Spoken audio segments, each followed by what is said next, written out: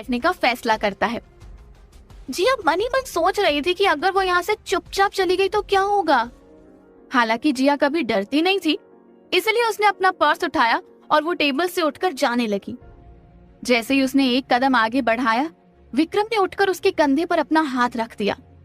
विक्रम के हाथों की अंगूठियां जिया के कंधे में चुभ रही थी और उसे दर्द हो रहा था। तभी जिया विक्रम से कहती है, आप मुझे यहाँ से जाने दीजिए, मुझे आपसे शादी नहीं करनी है। विक्रम कहता है, ये फैसला तुम्हें यहाँ आने से पहले करना चाहिए था। इतना कहते ही जैसे ही विक्रम जिया को अपनी तरफ खींचने की कोशिश करता है, तभी एक जोर का धक्का विक्रम की छाती पर लगता है, जिससे वो जाकर अपनी कुर्सी पर गिर पड़ता है और जिया अपनी आंखें बंद कर लेती है। आगे की कहानी जान। जब जिया ने अपनी आंखें खोली, तब उसने अगस्त का हाथ पकड़ा हुआ था। अगस्त को देखकर जिया उसका हाथ छोड़ते हुए कहती है, मुझे माफ कर दीजिए और मेरी मदद करने के लिए धन्यवाद। इस तरह पब्लिक प्लेस में आज तक कभी भी अगस्त ने किसी का बचाव करने के लिए अपना समय बर्बाद नहीं किया था।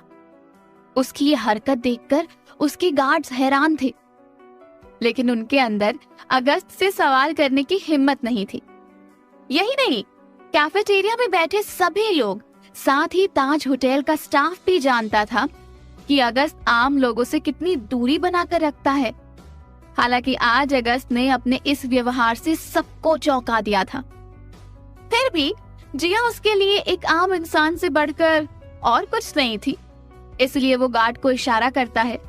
तभी गार्ड अपने हाथ में वेट टिश्यू लेकर अगस्त को देता है और अगस्त अपना पूरा हाथ उस वेट टिश्यू से साफ करता है। जिया को ये देखकर अटपटा महसूस होता है। उसे समझ नहीं आ रहा था कि ये अगस्त रस्तोगी की आदत है या फिर वो जिया को एक नई लड़की समझ रहा है। खैर, जो भी हो, इस वक्त अगस्त ने जिया की मदद की थी, इसलिए जिया नहीं चाहती थी कि वो अपने दिमाग में कोई भी ऐसी बात सोचे जिसका कोई मतलब ना हो। वहां पर मौजूद सभी लोग अगस्त रस्तोगी को जानते थे। विक्रम भले ही राजस्थान के राज घराने से ताल्लुक रखता था, लेकिन उसका रुतबा अगस्त से बड़ा नहीं था। इसलिए उसने अपने पीछे खड़े 2 आदमियों को इशारा किया और उनका सहारा लेकर उठ खड़ा हुआ।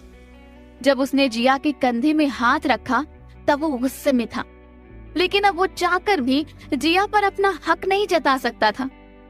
जिया के सामने से कुछ कदम आगे बढ़कर उसने वेटर को अपने पास बुलाया और अपना पर्स निकालते हुए उसके हाथ में कुछ पैसे रखे। जिया को लगा कि विक्रम ने वेटर को उसके नाश्ते के पैसे दिए हैं। फिर उसने पलटकर जिया की तरफ देखा। उस वक्त उसकी आंखों में गुस्सा था। ऐसा लग रहा था कि अगर उसका बस चलता तो वो जिया को घसीटकर अपने साथ ले जाता। कुछ न कर पाने के कारण वो अपनी मुट्ठी जोर से बांधकर वहां से चला गया। जिया विक्रम के जाते ही कुर्सी पर बैठ गई। उसे समझ नहीं आ रहा था कि अचानक ये सब क्या हो गया। अगस्त ने मीटिंग के दौरान जिया के पास आने से पहले अपने लिए कॉफी ऑर्डर की थी। वेटर कॉफी का थर्मस लेकर उसकी टेबल पर खड़ा था। अगस्त ने एक और बार अपना हाथ सैनिटाइज किया, फिर वेटर के हाथ से कॉफी ली। वो वेटर जो अगस्त को कॉफी देने आया था, उसने अपने हाथों में ग्लव्स पहने हुए थे। ताज होटल का पूरा स्टाफ अगस्त की मेहमान नवाजी करना जानता था। तभी जिया एक गिलास पानी पीते हुए खुद को संभाल कर जैसे ही अपनी सीट से उठती है, अचानक एक वेटर उसके पास आकर कहता है, मैडम, आप ऐसे बिना बिल भरे यहाँ से नहीं जा सकती हैं। जिया को समझ नहीं आ रहा था कि उसने ऐसा कौन सा बिल भरना है। तभी जिया वेटर से पूछती है, मैंने पर्सनली कुछ भी ऑर्डर नहीं किया, फिर मुझे कौन सा बिल भरना है? वेटर जिया की तरफ एक प्रिंटेड पेपर बढ़ाते हुए कहता है, मैडम, आपने जो आलू का पराठा और दही ऑर्डर की थी, उसका पेमेंट अब तक नहीं हुआ है। जिनके साथ आप बैठी थी वो अपना बिल भरकर चले गए। उन्होंने आपका बिल पे करने से इनकार कर दिया। जिया उस प्रिंटेड पेपर पर लिखी हुई रकम को देखकर हैरान हो गई और नजर उठाकर एक बार फिर वेटर की तरफ देखने लगी। वेटर जिया से कहता है, आप चाहें तो कम से कम 15 मिनट का समय ले सकती हैं, मैं तब तक दूसरा ऑर्डर ले लेता हूँ। मैं फिर आपके पास आऊंगा, आप पेमेंट रेडी रखना। इतना कहते ही वेटर वहां से चला जाता है। अगस्त ने उन दोनों के बीच में चल रही बातचीत को देखकर समझ लिया था कि वेटर जिया से क्या कह रहा है। वेटर के जाते ही जिया अपने पर्स को टटोल रही थी। उसके पास सिर्फ एक 500 का नोट था और जो उसने पराठे ऑर्डर किए थे वो लगभग 2500 के थे। टैक्स लगाकर सारा बिल 3000 का बना था। जिया ने अपने माथे पर हाथ लगाया। जैसे ही वो पैसे मांगने के लिए अपनी माँ को फोन लगाती, तभी वेटर दोबारा उसके पास आकर कहता है, मैडम आप चिंता मत कीजिए, आपका पेमेंट हो चुका है, अब आप चाहें तो जा सकती हैं। इतना कहते ही वेटर दोबारा वहां से चला गया। जिया अगस्त की तरफ देखती है, पर अगस्त अपनी कॉफी पीने में व्यस्त था। जिया एक और बार उसे धन्यवाद कहना चाहती थी, लेकिन जिस तरह से जिया का हाथ लगने पर उसने अपने हाथ को सैनिटाइज किया था, वो देखकर जिया को लग रहा था कि उसे दोबारा अगस्त के करीब नहीं जाना चाहिए। लेकिन जब जिया ने अगस्त के हाथ को छुआ, तब उसे अगस्त के सेंट की खुशबू जानी पहचानी लग रही थी। अचानक उसे ऐसा लगा जैसे उसने इससे पहले भी अगस्त की नजदीकी को महसूस किया हो। हालांकि उस वक्त जिया अपने दिमाग पर और जोर नहीं डालना चाहती थी, क्योंकि आज के दिन भर में उसके साथ बहुत कुछ हो चुका था। साथ ही से घर जाकर उसे अपनी माँ को भी जवाब देना था। जैसे ही जिया अपने कुर्सी से उठकर वहां से निकलने लगी, तभी उसने टेबल पर अपने एयरपॉड्स का बॉक्स देखा और वो जैसे ही झुककर एयरपॉड्स का बॉक्स उठाने ही वाली थी कि अचानक उसके सामने से एक औरत आई और उस औरत ने जिया के हाथ पे कॉफी का मग उड़ेल दिया। गरम कॉफी हाथ में गिरते हुए जिया का हाथ झुलस गया और उसके मुंह से चीख निकली। उस वक्त अगस्त कैफेटेरिया से बाहर जाने की तैयारी कर रहा था, लेकिन जिया की चीख ने उसका ध्यान अपनी तरफ खींच लिया। अगस्त उठते उठते फिर से अपनी कुर्सी पर बैठ गया। उसे समझ नहीं आ रहा था कि आखिरकार इस लड़की के साथ हो क्या रहा है। दिन प्रतिदिन जिया अगस्त के सामने एक नया सवाल बनकर खड़ी हो जाती है और अगस्त उस सवाल का जवाब ढूंढने के लिए उसे देखता रहता है। तभी वो औरत गुस्से में जिया से कहती है, बदचलन मक्कार लड़की, तुझे क्या लगा था मुझे पता नहीं चलेगा? जिया उस औरत की हरकत देखकर हैरान थी। साथ ही गरम कॉफी हाथ में गिरने से वो दर्द से कराह रही थी। जैसे ही गुस्से से जिया ने उस औरत की तरफ देखा, जिया कुछ बोलते बोलते चुप हो गई, क्योंकि वो औरत प्रेग्नेंट थी और उसे चलने में भी परेशानी हो रही थी। जिया चुपचाप उसके सामने खड़ी थी। तभी वो औरत अपनी बात को जारी रखते हुए कहती है, आखिर तेरा मेरे पति के साथ चक्कर कब से चल रहा है? हाँ देख, मैं उसके बच्चे की माँ बनने वाली हूँ। मुझ पर नहीं तो कम से कम इस बच्चे पर तो रहम कर। क्या असर पड़ेगा इस पर अगर उसने मुझे तेरी वजह से छोड़ दिया तो? हो सकता है मैंने कोई गलती की हो, लेकिन ये तो अभी पैदा भी नहीं हुआ है। इतना कहते ही वो औरत अपने सर पर हाथ लगाकर सामने रखी हुई कुर्सी पर बैठ गई। उसकी आंखों में आंसू थे।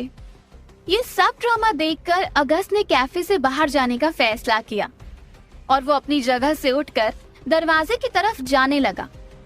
अगस्त कैफेटेरिया से बाहर निकलने ही वाला था, तभी जिया जोर से चिल्लाते हुए कहती है, चुप करो यार ये ड्रामा, मैं ना तुम्हें जानती हूँ ना तुम्हारे पति को। इतना कहते ही एक बार और जिया के मुंह से चीख निकल गई। उसके हाथ में दर्द हो रहा था। अगस्त एक और बार जिया की चीख सुनकर रुक गया।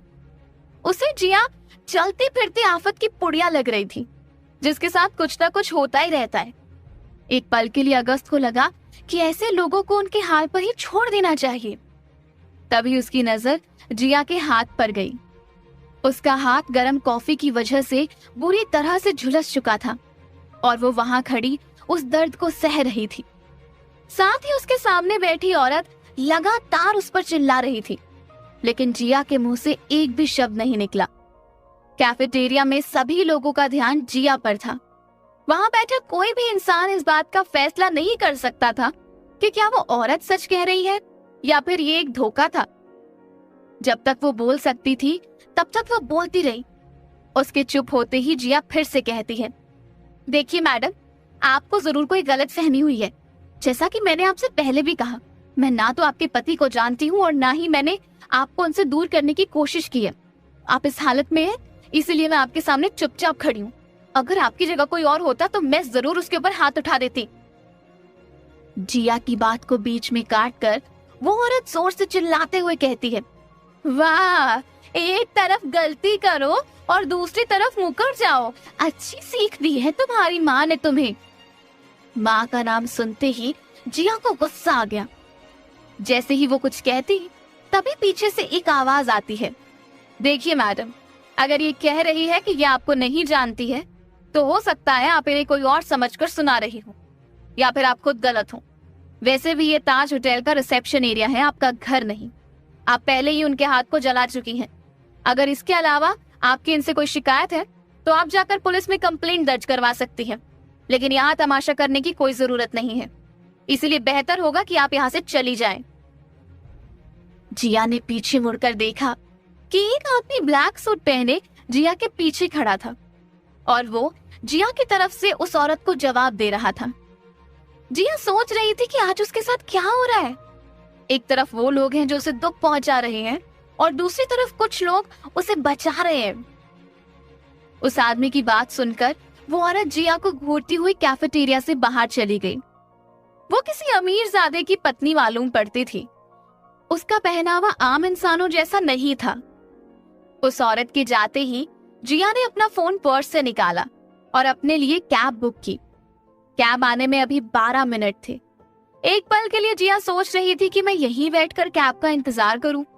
फिर दूसरे ही पल उसे ये ख्याल आया कि अगर वो यहाँ बैठी रही तो फिर से कोई तमाशा हो सकता है। अब तो उसे बचाने भी कोई नहीं आने वाला। तभी उसने एक नजर कैफेटेरिया पर घुमाई। उसे अगस्त कहीं नजर नहीं आया क्योंकि वो वहां से जा चुका था। इसलिए उसने कैफेटेरिया से बाहर निकलने का फैसला किया। मोहिनी घर पर अपना काम कर रही थी, साथ ही खुशखबरी का इंतजार भी कर रही थी। तभी उसने अपना फोन उठाया और जिया का मैसेज देखकर वो हैरान हो गई। उसने विक्रम का जो फोटो जिया को दिखाया था, असलियत में तो विक्रम उससे बिल्कुल अलग दिखता था। मोहिनी की इस उम्मीद पर भी पानी फिर गया। मोहिनी सुबह से इस रिश्ते के पक्के हो जाने के लिए भगवान से लगातार प्रार्थना कर रही थी, पर ये रिश्ता भी बाकी रिश्तों की तरह शुरू होने से पहले ही खत्म हो गया। इसलिए वो हताश चुपचाप अपने कमरे में जाकर लेट गई।